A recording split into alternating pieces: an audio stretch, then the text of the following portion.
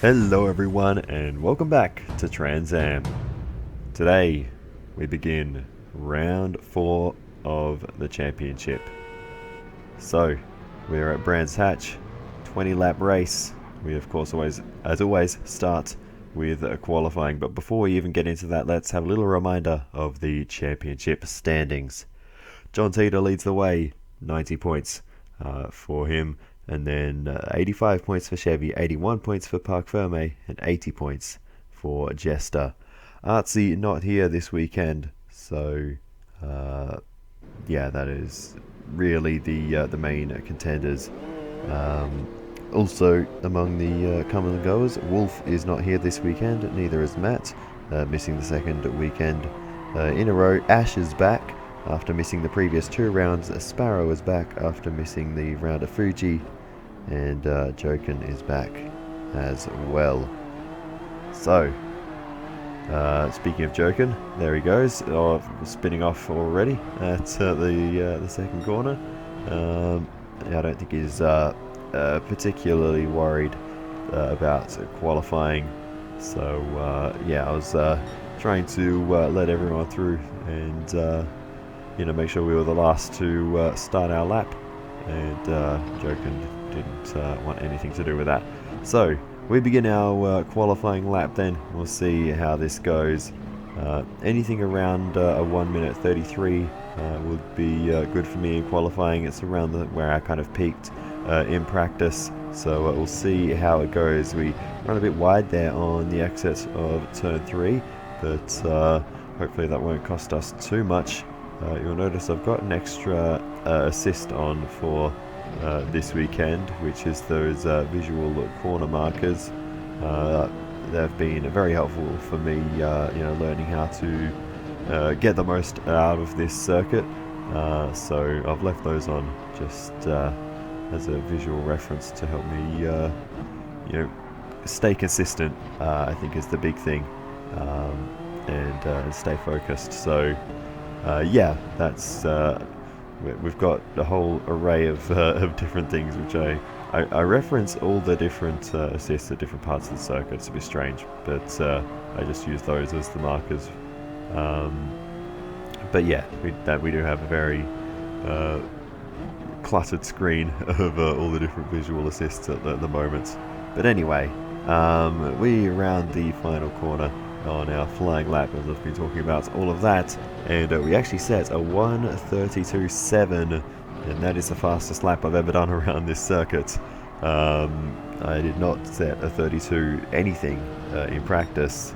Unfortunately, on our second lap, things didn't go so well. We got overtaken by Ash halfway through the lap, so that was not great. Didn't really affect us too much. I was actually just turning in as normal, and all of a sudden Ash's car goes shooting down the inside. We made an absolute mess of the next couple of corners though, slapped the barrier, and that was the end of our second flying lap. A real shame, because I was gaining on my previous lap, and I probably, if I got it all together, could have done maybe a 32.3. So a bit frustrating that I couldn't get that time, but in the end I'm still going to be pretty happy with a personal best lap in this qualifying session. So we come across the line, and that is how the grid will be set. John Teeter on pole ahead of Chevy, and Jester rounding out the top 3. So let's quickly talk about starting tyres. As you can see, I am switching onto the hards because all 3 are required for this round. So it will be actually only mediums and hards are required. I'll correct myself there, but everyone's going to be using the softs just about because they're worth it. They're just that much faster. But anyway, John Teeter on pole position will be starting on the medium compound tyres. Chevy and Jester in second and third will be starting on the softs. Sparrow in fourth on the mediums, Heafy in fifth on the hards, Parc Ferme on the mediums, and then everyone else behind starting on the hards. So without further ado, let's get into it.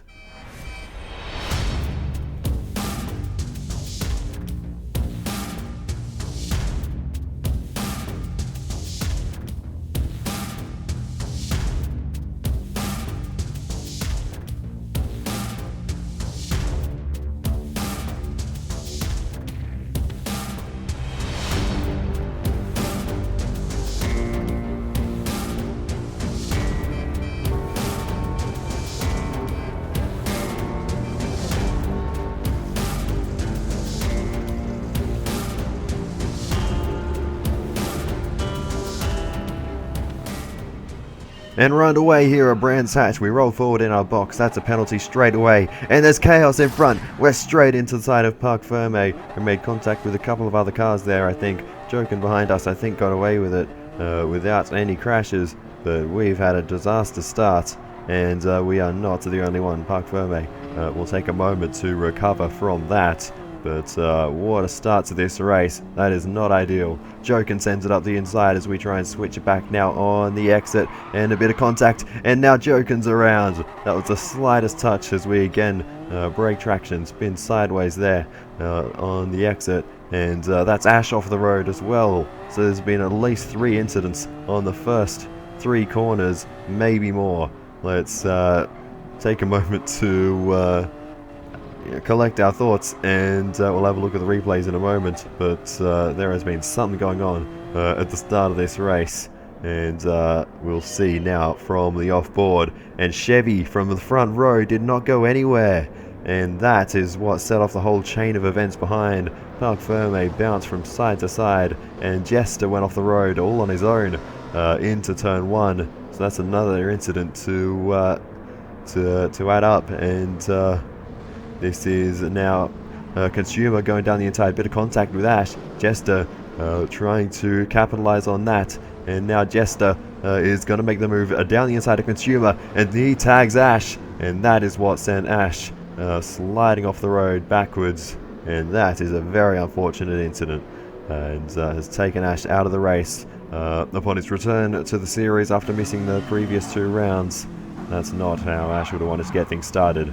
But Chevy going backwards, and Sparrow no time at all to react. And I assume it would be very much the same story for Parc Ferme behind. But we go on board with Chevy here, and we'll see what it all looked like from this perspective.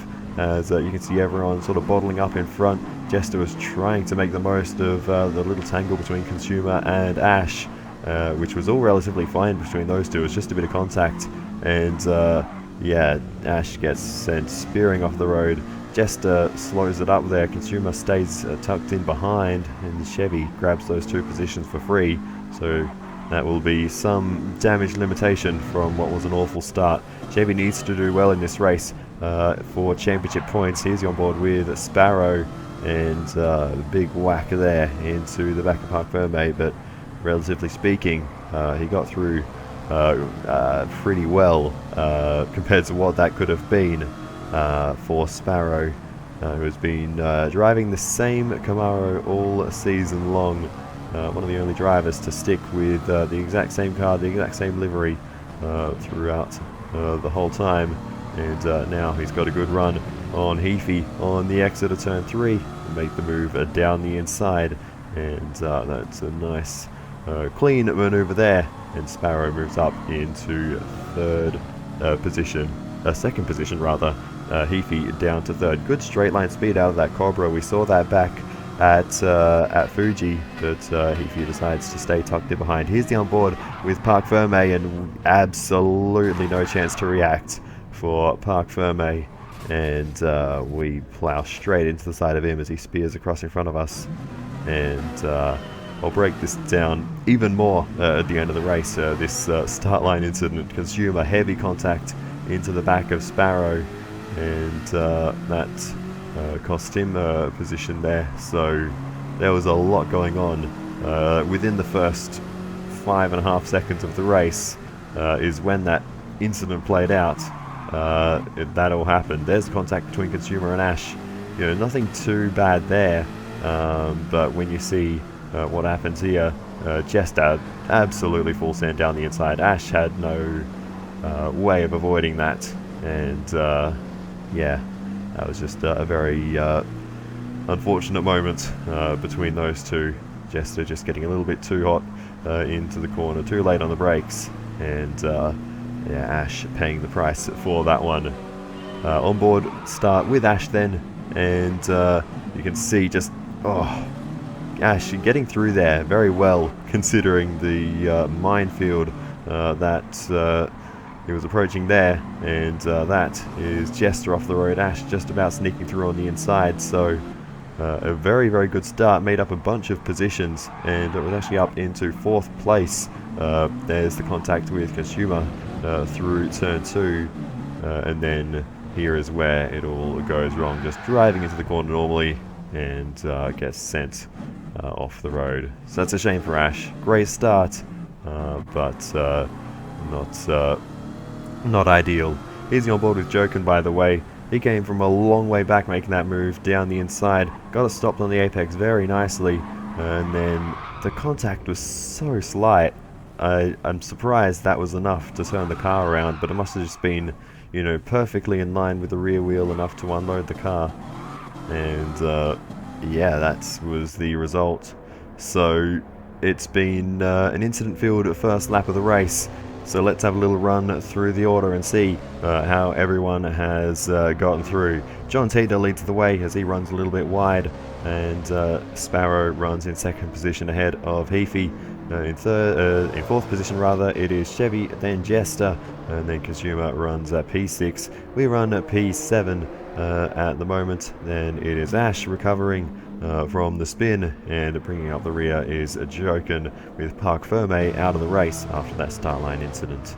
So back to John Teeter in the race lead. He's going to bring it into the pit lane. I think he started on medium compound tyres, and we'll be getting rid of those, going on to the softs. Heafy's in as well to go from hards to mediums. Consumer into the pit lane as well. He'll be going on to the medium compound tyres. He started on hards, and myself and Joken are not stopping on this lap. I actually tried to, and it just understeered terribly. Anyway, Jester makes the move on Chevy into turn 2, and then John Teeter already out of pit lane, and Heafy as well. So very, very short pit stop time. They actually have made their pit stops and come out in front of me after just 1 lap in this race. That is insane. We had a troubled lap, but still, that's quite ridiculous. Consumer makes the move on Joken. Joken actually had a bit of an off back at turn 1. Consumer has a penalty for cutting the pit entry line. By the way, 2nd race running for Consumer doing that. Here's the replay of Joken having a little bit of an off back at the first corner. But anyway, we continue on later in the lap. This is Ash making the move on Joken. A little look down the inside. Joken gives him the space, and that is a job done for Ash. They move up into what is currently 8th position, but there is plenty of strategy, plenty of overtaking and mistakes, whatever else may happen throughout this race. Next lap, I completely forgot about pitting, so we're doing 2 additional laps now on these hard tyres, where there's no reason to do more than 1 lap on hards, and myself and Joken are the only ones actually doing that, as Ash makes the move on Consumer, as Consumer had that penalty. Ash off the road though.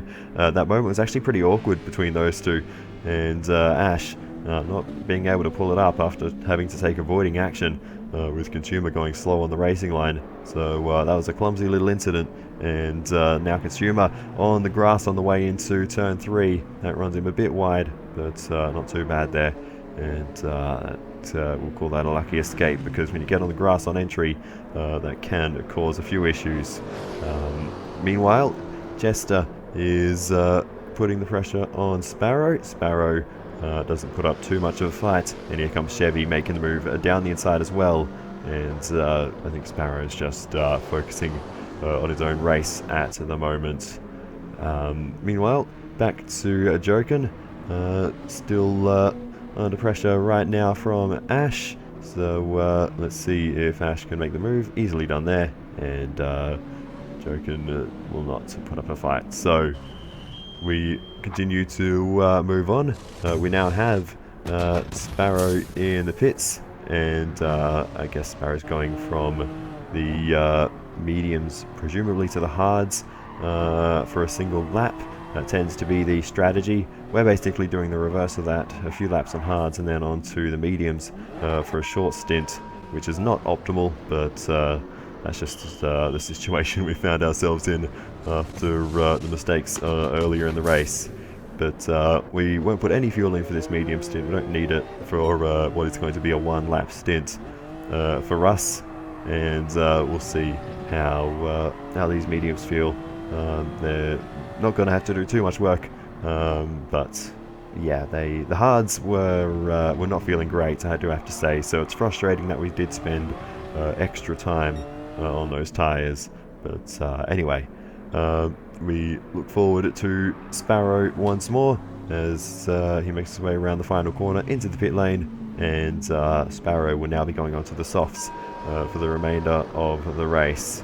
So it's really interesting because the likes of Chevy and Jester won't be coming in until the last 4 or 5 laps, something like that, presumably. So, you know, those who started on softs, we won't really know where they sit in this race for a long time, until the very end, really, as we come in as well. And now we will fill the fuel tank right the way to the top, and this should get us pretty much to the end.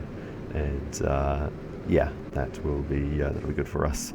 I haven't really talked about the livery. I've just covered it in everything that could possibly represent the British Isles. I've got you know, icons of the different countries within the UK, and various other things. But anyway, we'll come back to that.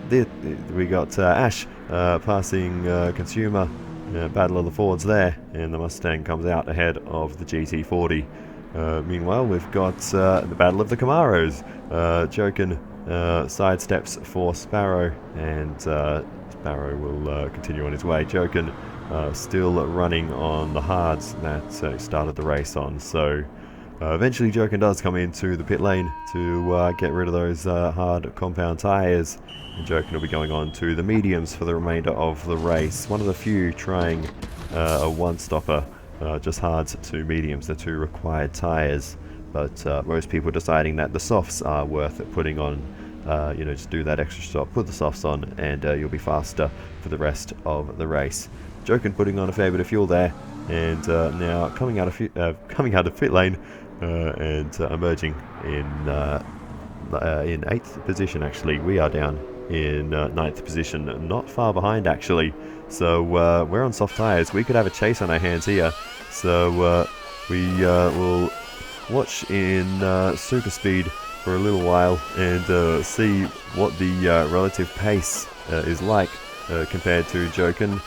For once, we may actually have a race on our hands because the tyre wear in this car is non-existent. So despite the fact we're on a softer tyre, our tyre wear is going to be incredible as we are flying along and maybe, just maybe, chipping away and closing that gap. But our pace is very, very similar. So this is very, very exciting as we have plenty of racing left to do. Meanwhile, that is Heafy coming into the pits. Quite a long medium tyre stint for Heafy compared to everyone else. And Heafy will come in and fit the soft tyres for the remainder of the race. We now see how much fuel has to go on board the Shelby Cobra there. Not the AC original British AC Cobra, but close enough as Heafy comes out of pit lane. Not a terribly long stop, so those cars fuel efficient enough as we now see Consumer ahead of Sparrow. Sparrow closing that margin, of course, having made a couple of stops in this race. Maybe Consumer's another one doing the one stop. I haven't seen him into the pit lane for the 2nd time, so that could be the case as Sparrow is closing and closing. And is he going to make the move? Not quite close enough there, but Sparrows now goes for the move down the inside into the left-hander. 1 corner left of the lap, and they're running side by side up towards the final corner, and they're staying side by side. Very even straight line speed, but Sparrow sends it in on the outside line, and Consumer lifts out of that well. Meanwhile, Ash is into the pit lane to change to the soft compound tyres for the rest of the race, and a heavy dose of fuel going into that car as well. A very long stop for Ash, actually, so not an economical car, the Mustang, it would seem, and the fuel still going on. This is a very long stop. There we go. Finally, Ash can escape the pit lane, but yeah, that was a lot more fuel than what many of the others had to take on board. So we now back on board with myself, and we have a Jokin in front of us, and you can see I'm pretty sure that gap is less than it was before, so we'll see what we can do. But we are getting blue flagged at the moment, so we do have to watch out for that, as we've got Jester behind us in the race lead, so we're going to have to leave it high and wide here. Only noticed Jester was coming at the last moment there, and Chevy's right there as well, so not much in it in the fight for the lead between the two Di Tommaso Panteras, as we run into the back of Jokin. As we look back at a terrible time there, Jokin grinds it against the wall as Chevy gets through. That would have been a bit terrifying from his perspective, but we actually get past Jokin there. He lifted off to let us through, so yeah, I don't know what that was about. I was hoping we could actually make that overtake, but Jokin decided to just let us go, and we'll push on with our own pace. But I felt like I was doing some really nice laps behind Jokin. Just having that car to follow definitely helps to reduce mistakes compared to when there's no one in front of me. I always find that always helps. He's on board with Chevy, and I don't think we actually held him up too much in that little incident. He definitely was wary of the little bit of chaos unfolding in front, as Consumer has a little bit of an off at the third to last corner, and now Heafy is closing into the back of the GT40. Heafy going for the move down the inside and getting through at the final corner, and that's a position gain there for the little Cobra. Back on board with us, and once again we are in Blue Flag Town.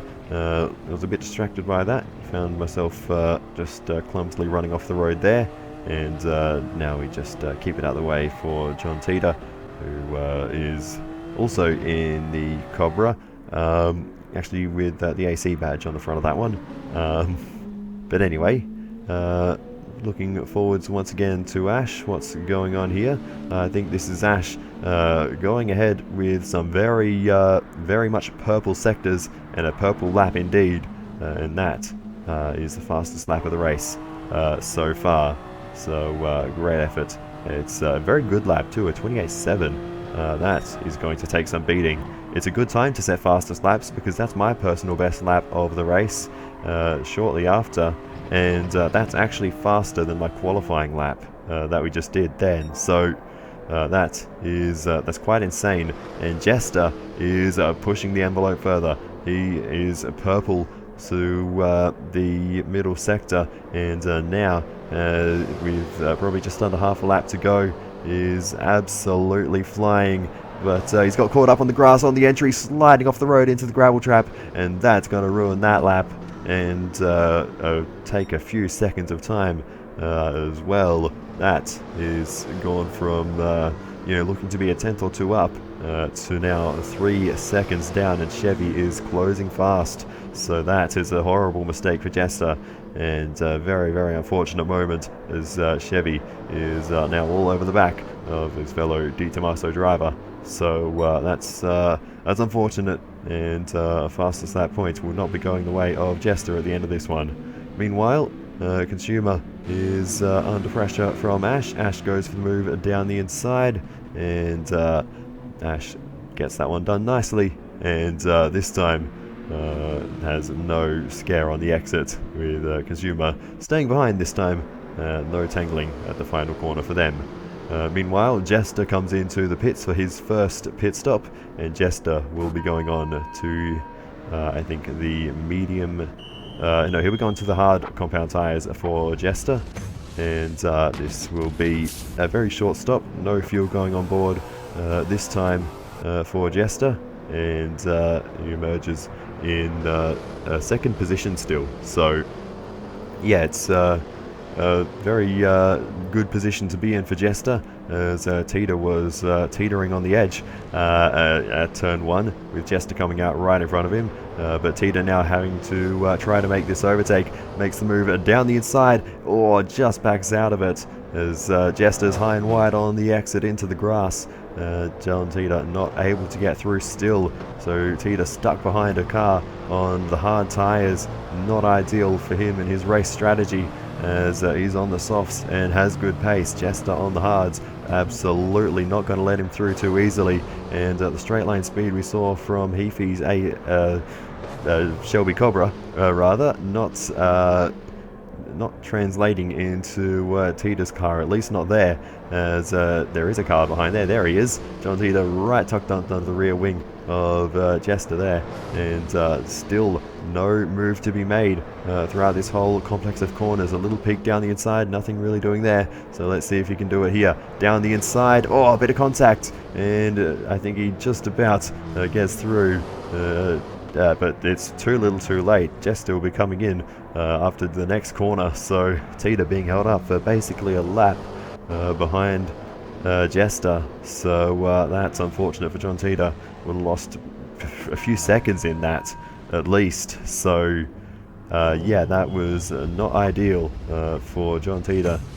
Was just not able to get that move done as quickly and effectively as he would have wanted, and now Jester in the pits for the final time, puts the medium compound tyres on, and fills up with a load of fuel to get to the end, and actually a fairly long stop for Jester, so that DiTommaso not as good on fuel as some of the cars we've seen so far in this race. Meanwhile, back on board with myself, I've made exactly the same mistake Jester did on his fastest lap attempt, and that allows Joken through, as oh, Joken, he is leaving it on the outside line to let us back through there, and I was not anticipating that, so that's a bit of an awkward moment, as we are under the blue flag situations once again. We leave it very much high and wide at turn 3, and allow Jester some clear passage there, as Joken once again is going to let us back through. He really does not want to be in front of me, which was a little bit frustrating, to be honest, because I was really enjoying having a car to follow, and he just refuses to be that car. But anyway, I did the same thing again at the same corner. More and more mistakes were creeping in at this stage of the race, so yeah, this was a little bit of a frustrating phase for myself, because up until now, aside from the clumsy incident on the first lap, I was pretty happy with the way I'd been driving in this race. So we need to get our focus back and stop making mistakes, and try and get that rhythm back once again. But let's have a little run through the order, see where everyone's at. Once again, Chevy in the lead, still with 2 stops to go in this race. John Tita is still yet to use the hard compound tyres. He runs in 2nd position, a little way behind Chevy. And then 3rd position now is Jester, but he is able to go to the end on his current tyre set. So an interesting prospect in the top 3. Next is Sparrow, who can also go to the end from his current position. Sparrow runs in 4th. Next is Heafy. Heafy, big slide there into the barrier, and that is a little costly moment, because there goes Ash to take that position. So an awkward little slide there for Heafy, and Ash has taken full advantage and moved up into P5. Heafy now down into P6 in the little Cobra. Next up is Consumer, and Consumer a little bit lonely in 7th position. Not too much going on in his race at the moment. And then this little battle that is ever raging on between myself and Joken. But Joken seems content to just be sitting behind for the time being, at least. So that's how things stand at the moment, as into the pits comes Chevy.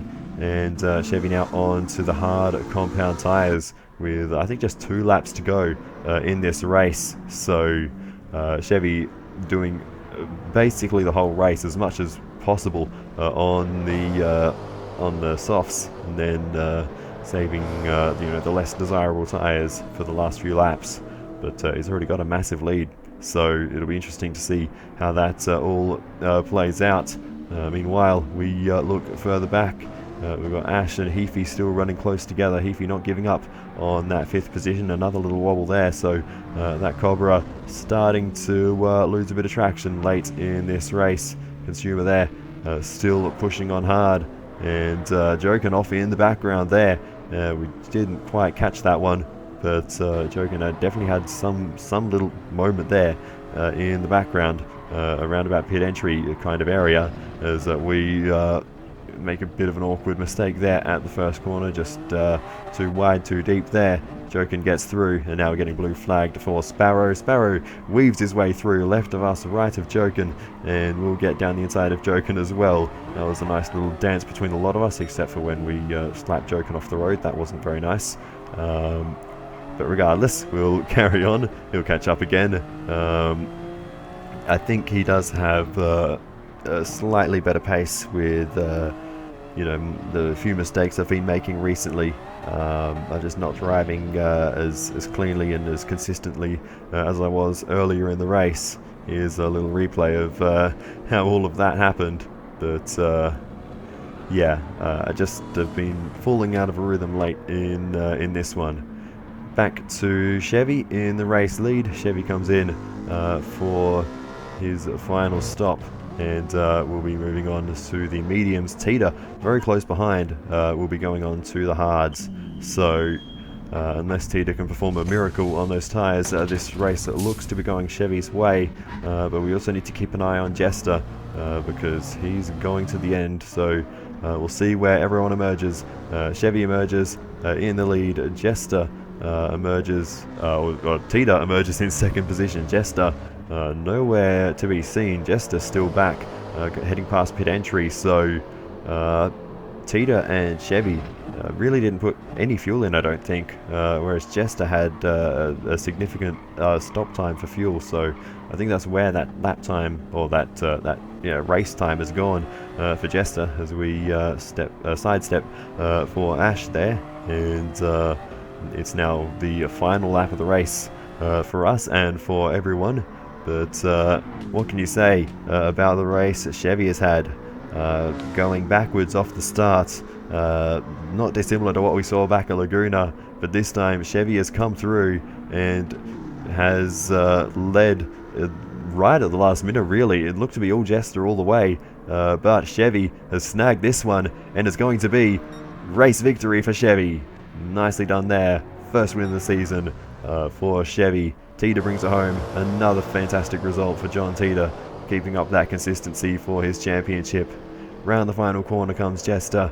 He'll be disappointed after the mistake and the longer pit stop, and Jester will bring it home in 3rd position, having a very consistent season as well for Jester. Next up is Sparrow. Much improved performance from Sparrow this weekend, and Sparrow will come across the line in P4 after missing the last round. That's a great way to come back into things for Sparrow. Next across the line will be Ash, weaving to the finish line. What could have been without that spin on the first lap? May have been 4th, maybe even a podium, but it wasn't to be. We cross the line with Joken just behind Ash, a lap down of course, in 8th and 9th. Heafy crosses the line in P6. And then the last across the line will be Consumer, crossing the line P7, last of the lead lap runners. Parc Ferme, of course, not making it to the end. His hour on board across the line as Ash bins it into the wall over the finish line. That is how we finish at the end of the Trans Am race here at Brands Hatch. What a race. That was a chaotic one. A lot of mistakes creeping in. A chaotic start, of course. And somehow Chevy, after going backwards on the start, manages to bring it home. Incredible. Amazing driving. Like, that's fantastic race pace out of Chevy's car there, and great driving. But let's see how that affects the championship standings after that race.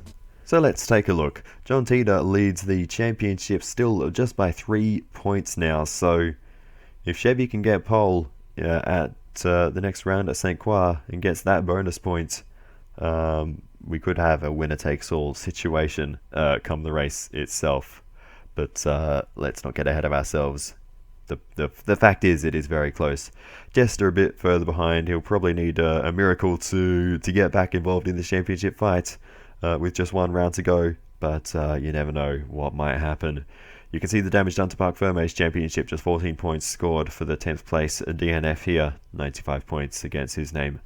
Artsy in P6, of course, missed this round ahead of Ash, who's missed 2 rounds.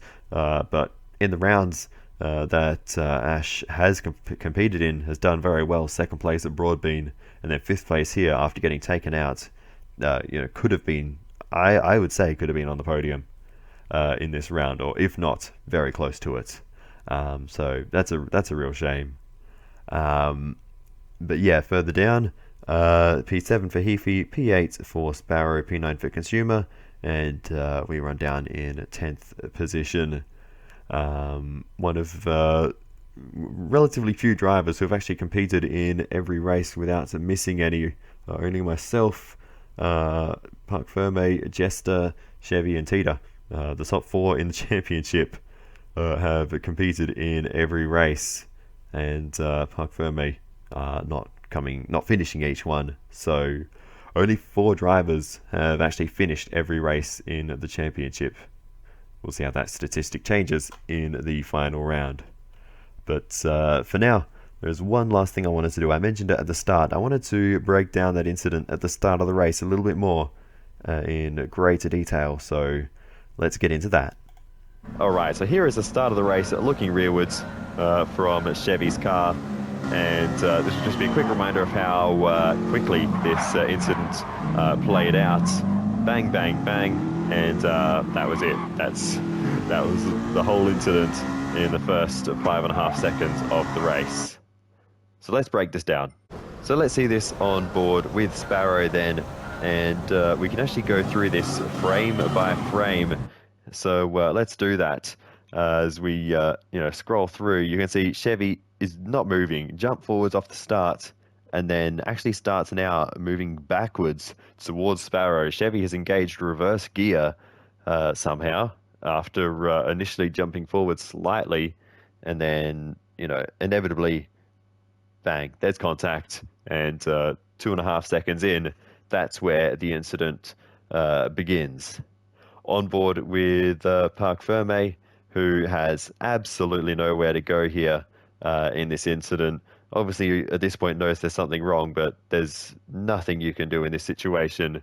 And 2.9 seconds into the race, just 0.4 of a second later, that is Parc Ferme now involved. We go back to myself then. We had the next, the other sort of significant bit of contact with Parc Ferme. Where am I? Here we go, on board with myself now. And at this point, we see Sparrow coming across to our side, but nothing seems too crazy. Now we see Parc Ferme is out of control. 3.5 seconds into the race. We move just 0.3 of a second later, which is approximately what my reaction time is. At this point, I was having that moment of wheel spin off the start after my penalty. So, there was that going on as well. So I'm fighting that. I'm seeing this play out in front of me. And there's a lot going on for me at the moment. I know Jokin's behind me somewhere. I don't know where, but I'm too busy focusing on the incident in front to worry about that.